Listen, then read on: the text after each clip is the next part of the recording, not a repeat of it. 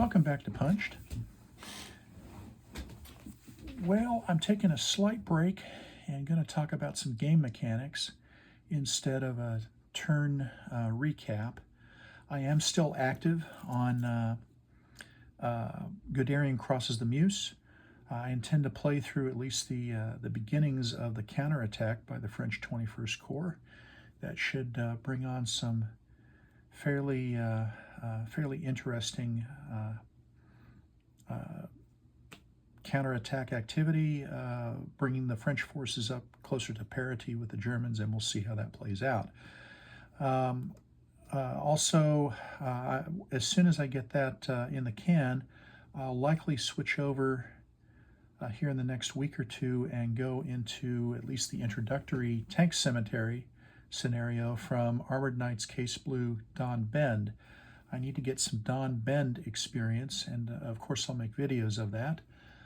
Because I'm going to be playing in a playtest of Armored Knights Case Blue Stalingrad at the Consim World Expo coming up in July. So the game systems between Guderian Crosses the Meuse and Case Blue Don Bend, they are compatible, but the scales differ somewhat, and there are a few additional mechanics that are introduced in Don Bend, particularly the emphasis on the supply points, the supply system. The supply system is not so much in play here in Guderian Crosses the Meuse unless you screw something up as the German player. And it's not in play at all. It can be, but not so much for the French. So we'll see how that goes. All right. So today's video, I'm going to talk about some game mechanics. Specifically, we're going to talk about rivers. It seems that no matter where you go, there's a river, right? In Guderian crosses the Meuse, right? So Guderian crosses the Desna. Hey, there's another game based on that. When we get into Don Bend, we're dealing with the Don River. Later, we're dealing with the Volga, though that's not really something that the Germans need to cross. They just want to get up and cozy up to it and use it as a defensive barrier. Of course, if you look, there are plenty of other rivers. There's the Vistula, there's the Rhine. Anyway, you can't get away from rivers, right? And they make a fairly nice defensive barrier. Okay, but as the attacker, what do you do about it? You want to cross the river, right? And presumably the defender is going to blow the bridges. Cue the mood music from A Bridge Too Far. There's the bridge at Remagen, both of which were made into at least entertaining and informative, somewhat informative movies. So, all right, so we're going to talk about bridging. So here on the map, we've got a portion of Guderian Crosses the Meuse, and we have a cast of characters, or a cast of counters in any event. We have some German engineering units, we have some assault raft counters, and some ferry counters. So how does this work? How does this come together? Well, rule number 10.5 in Guderian Crosses the Meuse is major river assaults. So the way it works is that you get together your engineers, you get together your rafts, okay? You stack them up. So here we have 2 engineering units, right? 2 engineering units, each of which is carrying an assault raft counter. The assault raft counters travel with a specific engineering unit. I mean, you can readily shift them back and forth from one engineering unit to another. It's not really a problem. And the rafts themselves do not occupy any space in the hex, at least per the current game rules. And I typically like to stack up 2 engineering companies and 2 assault rafts. That gives me a total transfer capability of 4 stacking points. So each assault raft, by the way, I'm putting them into a counter sled just for convenience. All right. So, and place them on the map. And so that's 2 stacking points. The maximum number of stacking points in Guderian here is 6, so I'll add a battalion of infantry. So the intention is that we're going to come up to the river to an appropriate point, and we're going to place the assault rafts, and then that infantry unit is going to assault across the river. Now the assault is carried out as a deliberate attack. So let's move up 1, 2, 3, 4, 5, 6. So we are adjacent to the river at this point. And in turn, I'll just use one of the counters. I'm going to put the assault rafts, and the arrow on the assault raft counter points from where the assault raft is coming to, crossing the river, to where you are going. And guess what? I'm going to basically place this guy here. Okay, so that's the mechanic. When we come to the deliberate attack phase, then that major river assault actually takes place. In this case, there are no French units in this hex. Okay, note that the French player in this case, as I actually did, if I recall correctly, over on the map, placed a fortified hedgehog. Maybe not according to the rules, right? So let's just do a regular hedgehog, because I think that is according to the rules. I can place one in a town, but I didn't put it next to the river. So that basically is giving a free shot, allowing these units to come across. What you really want to do, right? What you really want to do as the French defending player is, I can occupy this hex. Let's proceed to do so. That means it is an opposed crossing. That's not a term that they actually use in the rules, but that's effectively what it is. So if I want to come across, I actually have to attack the units in this hex. That is a much more difficult order of business. But since the French in this case garrisoned the town, I get a free shot at the hex, so it's guaranteed to win, guaranteed to take place. All right, so we have performed our major river assault in the deliberate combat phase, and we have a bridgehead. This is our bridgehead. Okay, so I'll just rapidly go through the mechanics. At this point, there are no enemy units adjacent to the engineers, so that lets them, in subsequent turns, upgrade the rafts first to a ferry. Okay, so I'll just do it this way. We'll take the ferry, and we upgrade it. So the ferry, in turn, can upgrade to a ferry 2 on the turn after that. And finally, at the end of the third turn, we flip over and we have a bridge, a pontoon bridge. And the pontoon bridge is treated exactly the same way as a regular bridge is treated. I think there are some movement point penalties in the terrain effects chart, but it's not that big a deal. And it's also treated exactly the same for supply trace. So at this point, we have crossed the Meuse, and here come the panzers, right? All right, so that's the technique. It's a 3-turn process. We go from rafts to ferry 1 to ferry 2 to the bridge. Okay, so supply can be an issue. Something to know is that each assault raft, let's go back to assault rafts for a bit, each assault raft allows 2 stacking points per turn of units to cross the river. So in this case, I'll back up again. Notice that I have 2 assault raft counters. All right, so this guy, this 4 stacking point battalion crosses the river. That's fine. You can have up to 3 rafts in a single hex. Okay, there's nothing also preventing me from saying, well, I could have some rafts here, I could have some rafts here. I just spread out my engineering units, and that's fine. I've tended to keep them tight, and we'll come to that in a minute. Okay. Oh, well, that minute is over with. Now, the interesting thing is that if you wind up with rafts or ferries and you go into the start of day interphase, you have to worry about supply, right? So this is 4 stacking points. It turns out that the assault rafts, they can do 2 stacking points. They can also do 2 supply points. So this unit in the start of day interphase in the bridgehead remains in supply. Now, here's the thing. I can get more units and bring more infantry units across the river. And there's actually a need for that, and I'll come to that in a moment. So you could conceivably go overnight, or go throughout the day, and if your rafts have not converted over to bridges, then you've got kind of a supply problem when it comes to the start of day interphase. I have wound up with situations where I have multiple German units across the river trying to hold an expanded bridgehead. Again, we'll come to why you want to hold an expanded bridgehead in a moment. But and as a result of which, the rafts that were available, or the ferries that were available, could not supply all the units that were across. So here's the thing.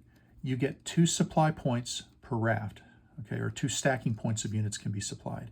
You get 4 stacking points of units can be supplied by 1 ferry, so that if we have the 2 ferries in place, I could have a 2nd battalion in supply across the river. There's no requirement, at least in the rules. I could have a unit that, as long as they are capable of tracing supply trace across the ferry, across the river, and back to their the formation headquarters with the appropriate number of hexes, you're fine. You could be much further away from the river if you need to be, and I've employed that mechanic. All right, we talked about supply. So every unit you can move over more units. So the initial bridgehead, in this case we got 4 units. So I could move this fella around and bring forth another battalion in a subsequent turn. You can do that during night turns. Now, important safety tip, you cannot progress from a ferry, I'll spread this out, from rafts to ferry, ferry to ferry 2, and then ferry 2 to bridge, right? 1 turn, 2 turns, 3 turns. You can't do any of this progression during a night turn. Additionally, you cannot do any of this progression when you have an adjacent enemy unit, adjacent to the engineers. So these are the factors that are in play, right? Night turns and adjacent enemy units. And so now we'll come to what I was going to talk about, how some crossing points are better than others. Notice in this crossing point, I'll come back to, say, just the rafts. In this crossing point, we have our starting situation here. There is only 1 hex that is adjacent to these engineers. It's not possible to occupy this hex on this side of the river, and this other hex is not adjacent. So this is a great place to cross because you only need a 1 hex bridgehead, right? And so you just have to hold on fast to that 1 hex. Suppose instead that we came across over here. This is a perfectly legal crossing point. And suppose that we were coming to any of these hexes, right? I could go to any of these, this adjacent hex, that adjacent hex, that adjacent hex. They're all perfectly fine. But let's just say that I went there. Well, the problem you run into is, and let's put our friendly neighborhood bridgehead unit. There are 1, 2, 3 hexes in this case that can be occupied by enemy units. So, well, I have a bridgehead here. Nobody else is there. I can progress my nice raft and I can go to ferry 1. Great. Well, as soon as a French unit moves adjacent, I can move adjacent here, here. I could actually try and combat the unit, and we'll talk about that in a few minutes. I could actually try and push the unit back across the river through combat, but I don't have to. I basically bring further progression of the bridge to a standstill just by moving a unit adjacent to the engineers. So this is not a great place to do this sort of thing. All right. Let's see, better and worse crossing locations. There are a few places on the map where you can do a crossing and you only have 1 bridgehead hex to worry about. That's awfully nice. So what else? Contesting the bridgehead. This fellow right here, this French unit, by moving into moving adjacent to the engineers trying to build up the bridge, they're now contesting the bridgehead. So it's up to this unit and the Luftwaffe and artillery and so on to compel this unit to somehow retreat out of there. Okay. If you are, let me get an example of another German unit or two. I think we could use those. So let me pull them off the map, if we may. I've got some around here somewhere. Oh, come, let me find some infantry. Okay, there, and this nice fellow. Okay, and I will also bring appropriate counters. So bear with me. Let's have a willing suspension of disbelief, if you will. So what I can do is, I've come across the river. On a subsequent turn, I can move this guy. Oh, by the way, he is dismounted. In order to come across the river on the assault rafts or on a ferry, you must dismount. Okay? Really, for your typical leg or motorized infantry, you still retain the same combat factors of 12. You just simply happen to have a move of 6. That's all that the dismount really does to you. As soon as the pontoon bridge comes up, your transport is assumed to rejoin you. You remove the dismount counter, and you go back to having your 20 movement instead of 6. Okay, so I can move this guy and cross another battalion. Okay, and on yet another subsequent turn, I can move this guy and cross another battalion. At this point, I have full control over this area. And that is, and you can even do this, you can even move more units across during the night turn. That's perfectly fine, and there's plenty of examples in the literature, in the historical record of people doing this, units doing this. Okay, we're running a bit long, but we're making plenty of progress here.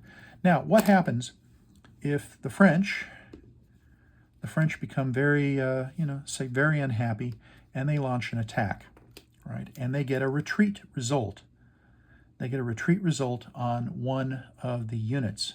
Well, the problem is that in that retreat, you can retreat back across the river. In fact, you're almost, in many cases, you're going to be compelled to go back across the river. The rules allow for no penalty. Okay, in other words, you're not going to take an additional step loss, but you do have the inconvenience of, okay, well, now the French have contested the bridgehead, and you cannot build up the ferry, right? You can't build the raft to ferry or the ferry to ferry to or to a bridge. So that's problematic. So when you come across as the German player, you want to come across, and you want to come across hard. So you want Stukas, you want artillery available. I'll refer back to the Mad Minute #1 video where we talk about the differences between defense and attack. Oftentimes, it does make sense to be passive, right, when you're in the bridgehead, because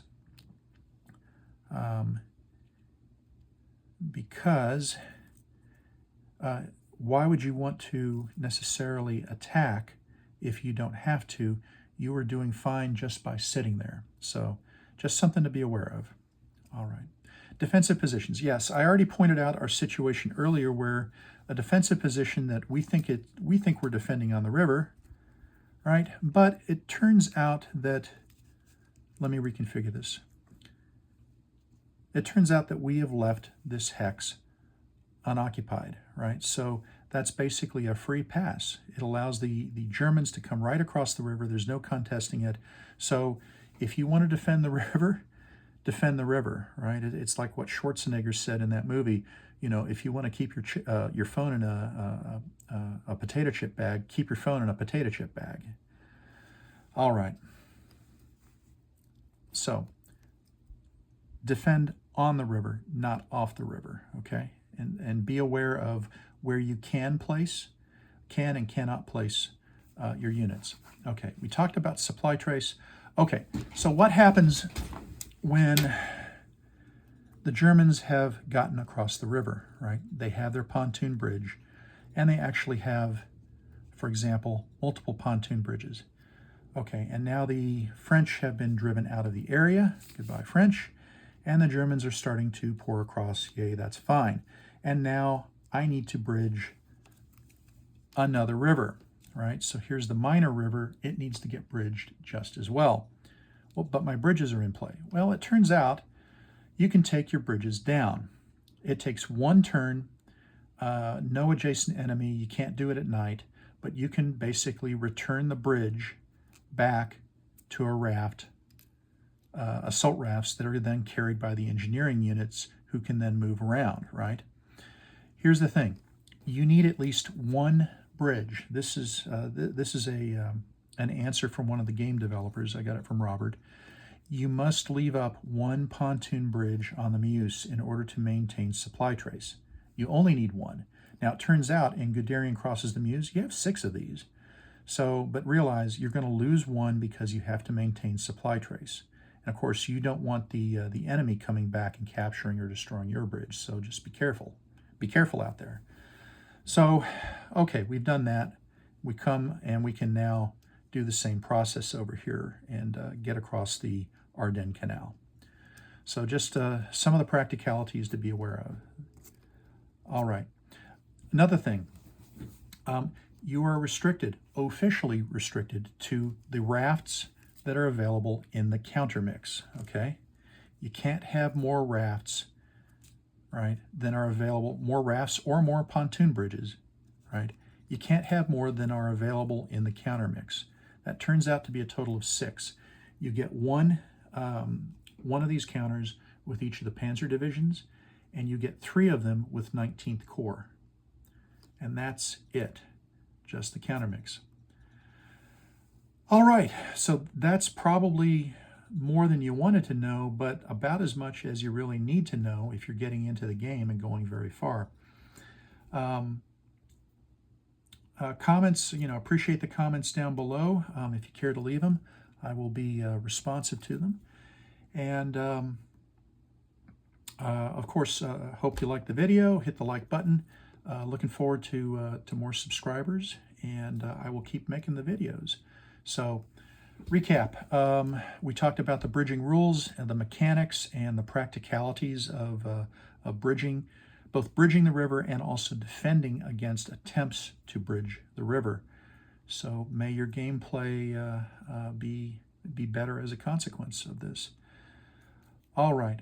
Well, we'll see you down the road, and have a great day.